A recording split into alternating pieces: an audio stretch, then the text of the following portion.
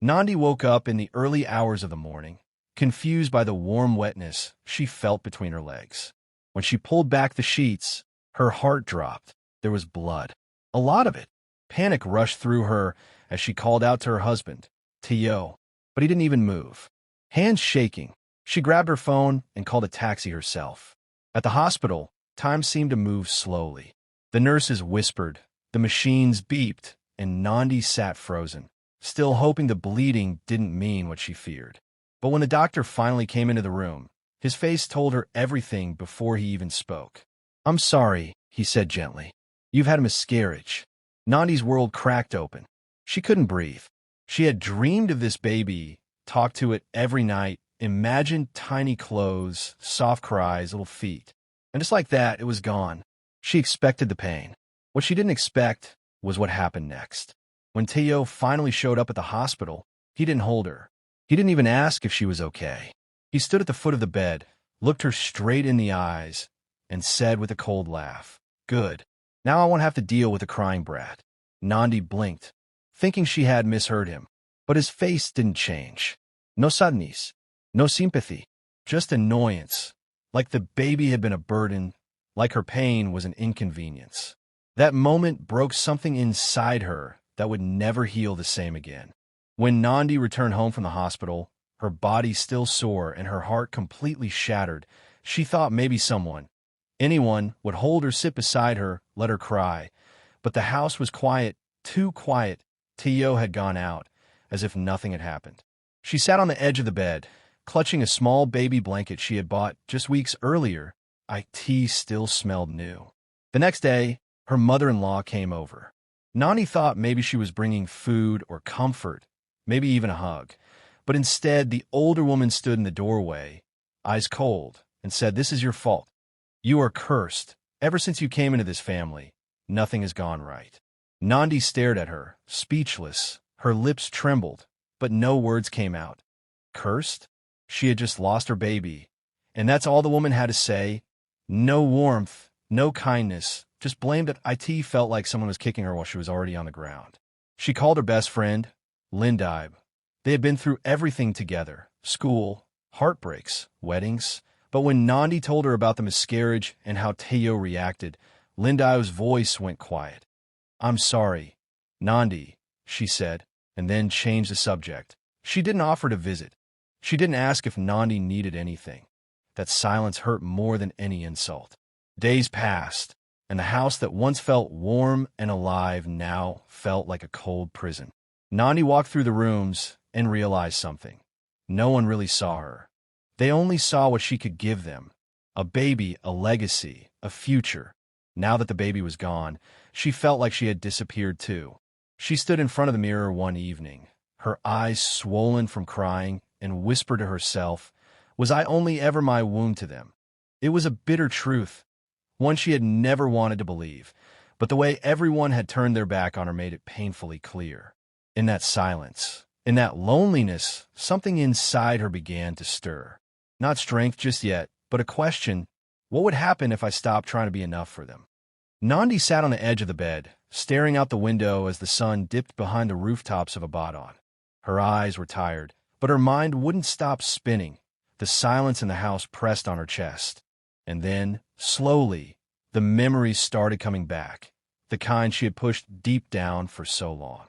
She remembered when she first met Teo. He was charming, funny, confident. He would bring her flowers just because, surprise her with weekend getaways, tell her she was the most beautiful woman in the world. He used to say, "I'll give you the stars if you want them." And back then, Nandi believed him. She believed in the kind of love that writes poems and plans forever. But everything changed after the wedding. At first, it was small things, the way he rolled his eyes when she spoke, how he would walk away in the middle of a conversation. Then came the harsh words that he'd call her too emotional, too needy, or say she was lucky he chose her at all. When she cried, he'd laugh. When she stayed silent, he'd accuse her of being cold. She kept thinking maybe he was just stressed, maybe things would get better. But they never did. She started doubting herself, questioning every move, every word, wondering what version of Teo she'd come home to that day. The man who once held her hand like she was the center of his world now barely looked at her. The man who used to sing to her in traffic now barely spoke unless it was to criticize. And through it all, she stayed. She told herself it was just a phase. She held on to those sweet memories like lifelines, forgetting that love shouldn't have to hurt this much. When she lost the baby, it shattered her, but it also woke her up. That cold laugh from Tayo in the hospital was the final slap, the moment her heart finally stopped making excuses for him. The miscarriage wasn't where her pain began. It was just the moment she realized how deep it already ran. Sitting there in that empty room, Nandi whispered to herself, "He never really loved me. He just loved control." When Nandi felt that cold emptiness inside, pain and loss, she realized that staying silent wouldn't save her. She began to gather proof of her contributions. She requested joint account statements, business registration papers, property titles, everything she had helped build, though officially under Tayo's name. Each day, she worked quietly, copying bank printouts, scanning property deeds, pulling emails showing her involvement in deals. She knew the law in Nigeria required clear evidence of financial contribution to claim an interest in assets at divorce. Despite the harsh reality that courts often don't redistribute property unless ownership is proven, she was determined to protect what was hers. While Tayo flaunted his control, Nandi opened a private bank account in her own name, secure, separate, and undisclosed to him. Money from her work flowed into it. Her savings, her small earnings, sometimes even gifts from friends who didn't know the full story. It was her small fortress. Next, she reached out to a lawyer she found through discreet legal networks, a Kenyan advocate named Ms. Aking in Nairobi, known for handling sensitive cases across borders. Though based in Kenya, she had powerful connections in Lagos and experience dealing with cases of financial abuse and hidden business interests. Ms. Aking advised Nandi on how best to document her indirect contributions, working late nights to help with business planning, hosting events that grew their network, even maintaining properties that boosted value. All of it counted as value, she told Nandi. Nandi typed and printed everything. Her name on emails, her handwritten notes, meeting schedules, invoices where she'd paid for expenses. She even backed everything up in cloud folders, time-stamped, organized. When she called Ms. Aking over video call late at night, she stayed calm, presenting things as facts, not emotion. She said, "Here's every account, every receipt, every message that shows I was part of this." Just a few weeks after Nandi lost her baby, she heard the sound of high heels echo through the hallway. She walked into the living room to see Tayo standing there with a woman dressed in a tight red dress, holding a designer bag and smiling like she owned the place. "This is Amara," Tayo said casually, like he was introducing an old friend. "She's my new business partner." Nandi froze for a second, but then smiled. Not because she was okay, but because she had already stopped expecting anything better from him. "Welcome," she said softly, walking over to pour them both glasses of wine. Her hand was steady. Her heart was not. She sat across from them, watching their body language, noticing the way the woman leaned in a little too close, how Tayo looked at her in a way he hadn't looked at Nandi in years. Her stomach turned, but she didn't show it. Instead, she laughed at his stupid jokes, nodded at their fake plans, and played the perfect host.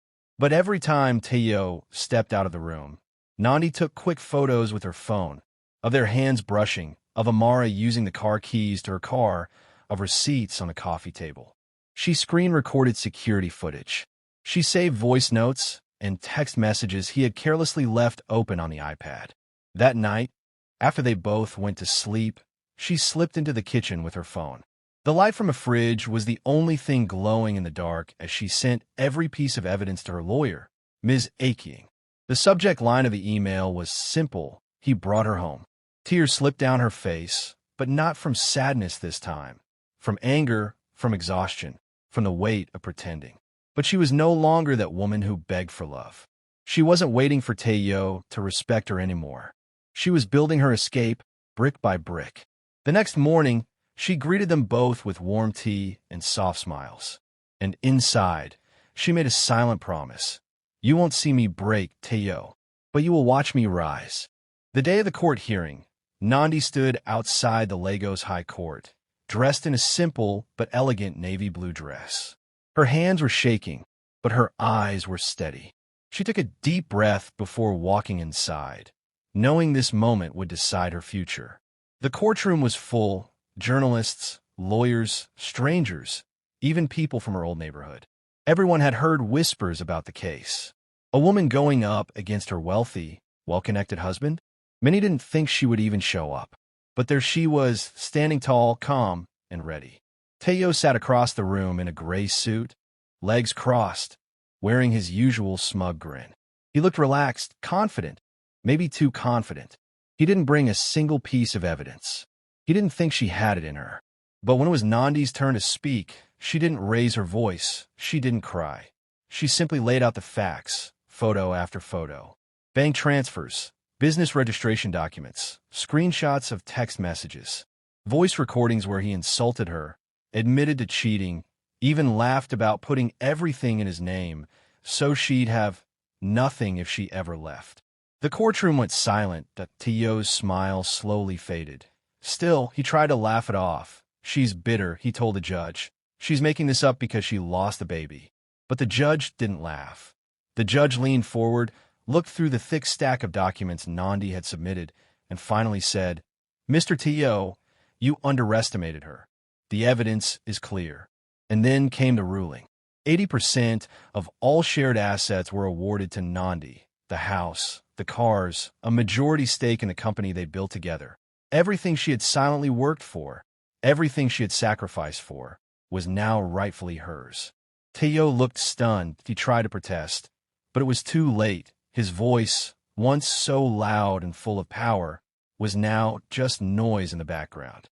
Nandi didn't cry. She didn't gloat. She simply stood, gathered her things, and walked out of the courtroom. Teo stared at the peeling walls of his new one-bedroom apartment, the kind of place he used to laugh at when he drove past in his luxury car. Now, that car was no longer his. The house was gone too. This was the business he once bragged about. Everything had slipped through his fingers like sand, and he had no one to blame but himself. The rooms were quiet, too quiet, and no sound of staff moving around. No phone ringing with new deals, no smell of Nandi's cooking filling the air. Just silence. He tried to make calls. Business partners, old friends, even cousins he hadn't spoken to in years. But no one picked up. Some let it ring. Some blocked him completely. Even Amara, the so-called business partner, who used to call him babe in front of his wife, had disappeared the moment the court ruling came out. She didn't even say goodbye. Just packed her bags and left. He found out later she had moved in with another man, one with deeper pockets. Teo laughed bitterly. The first night, he ate instant noodles straight from a pot. There was no gas, no microwave. He hadn't cooked for himself in years. He burned the first batch, but he ate it anyway.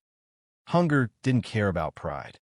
He opened his laptop, tried to rebuild the business from scratch, but clients had walked away. Investors didn't want to be tied to scandal. The headlines had done their damage, and people didn't see him as a powerful businessman anymore. They saw him as the man who lost everything to the wife he once mocked.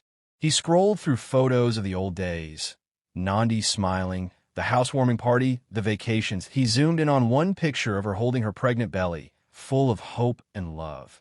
And for the first time, he felt the full weight of what he had destroyed. Pride, that's all he had clung to, and now even that felt useless. He sat on the edge of the creaky bed, hands in his face, whispering to no one, "I didn't know she'd leave, that I didn't think she'd win." But she had, and now he had nothing but the echo of his own regrets. Nandi stood in front of the mirror one morning, the sunlight pouring into her new home, a place that was finally hers. No one yelling, no cold silences, just peace. The pain hadn't disappeared, but something inside her had shifted. She was still healing, yes, but she was no longer broken. She had survived, and now she wanted to help others survive too. That was the beginning of Asha's Wings, a name born from the baby she lost, the baby she still dreamed about some nights. Asha, the name meant hope. Nandi chose it because even though her child didn't get to live, their memory would give life to others. She started small, just a website and a few late-night phone calls to clinics in Lagos. She spoke to counselors, midwives, and women who had been through the same silent heartbreak. The kind of grief no one talks about. The kind that leaves women feeling ashamed, alone, and invisible. With every story she heard, Nandi felt more sure of her mission. She wasn't just building an organization. She was building a safe space. A space for women to cry, to scream, to talk, to heal. To know that their pain mattered.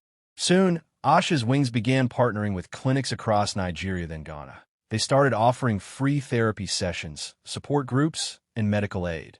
Volunteers came. Donations followed. Her story had touched so many hearts. Women, doctors, even lawmakers. She created programs where women could share their stories anonymously online. She trained nurses to be more emotionally supportive. She even pushed for a bill in Parliament to include miscarriage support in public health care, and it passed. People started calling her Mama Asha. She would smile when they did, not because she was anyone's mother, but because she had finally turned her loss into something powerful. One evening, standing on the balcony, she looked up at the stars and whispered, "Your wings are everywhere now, my baby." Nandi had been through fire. She had walked through silence, betrayal, and pain. Nandi sat in the front row of a grand hall in Cape Town, South Africa, waiting for her name to be called. The African Women's Summit was filled with powerful women, leaders, entrepreneurs, survivors, and she was one of them now. She wore a flowing gold dress with a small pin on her chest, a tiny pair of angel wings. Asha's Wings. When her name was announced, the room erupted in applause. As she stepped up to the stage, cameras flashed. Lights followed her. But Nandi wasn't nervous. Not anymore. She had lived through the worst and come out stronger. This was her moment, not just for her, but for every woman who had ever felt invisible after loss. She spoke from the heart. She told the audience about the night she lost her baby, about the silence in her home, about the coldness of a man who laughed at her pain. But she didn't stay in the sadness. She spoke about rebuilding, about Asha's Wings, about the thousands of women who now had access to support, care, and hope because of it. The room went quiet as she ended with, "I lost a child, but I found my voice. And with that voice, I will make sure no woman ever feels alone in her grief again." The applause that followed felt like thunder. And just like that, her story went viral. Social media lit up. From heartbreak to hero. The woman who rose from her miscarriage to build an empire. She turned pain into purpose. News channels picked it up. Her face was on billboards, interviews, magazines. She became a symbol of strength, not because she was perfect, but because she had refused to give up. Meanwhile, far away in a noisy cyber cafe in Lagos, Teo sat hunched over a borrowed phone that he scrolled through articles, watching her speech play on mute. People around him didn't even recognize him. Once, he was the man everyone wanted to be. Now, he couldn't even afford data. He stared at the screen as Nandi smiled, surrounded by powerful women, leaders, and supporters. She was everything he said she could never be, and more. Years had passed. Nandi's foundation, Asha's Wings, had grown beyond what she ever dreamed. The event that night was held in a beautiful hall in Abuja. Soft lights, laughter, and a crowd filled with people who believed in her mission. There were women whose lives had been changed, doctors who had become advocates, even international guests. Nandi moved through the crowd with grace, thanking donors, hugging survivors, sharing smiles. She wore a white dress, elegant and peaceful, like a woman who had made peace with her past. Then out of nowhere, she saw him. Teo, standing awkwardly at the edge of the room, in a worn-out blazer, holding a paper brochure in his hand. His eyes met hers, and for a second, it was as if time froze. He walked up slowly. No cameras pointed at him now. No applause. Just a broken man, asking for help. "Can we talk?" he said softly. "I was wondering if the foundation could help me. Just a small donation to get back on my feet." The silence between them was thick. Nandi looked at him, really looked at him. The man who once mocked her, belittled her, laughed at her pain, now stood in front of her, empty-handed and full of regret. She stepped closer, looked him in the eye, and said calmly, "I lost a baby, but I gained myself." Then, without anger or bitterness, she turned and walked away, her heels clicking softly against the floor. The same silence he once used to hurt her was now hers, and it was louder than any words. Teo stood there, watching her disappear into a sea of light, love, and power, a woman he could never break again.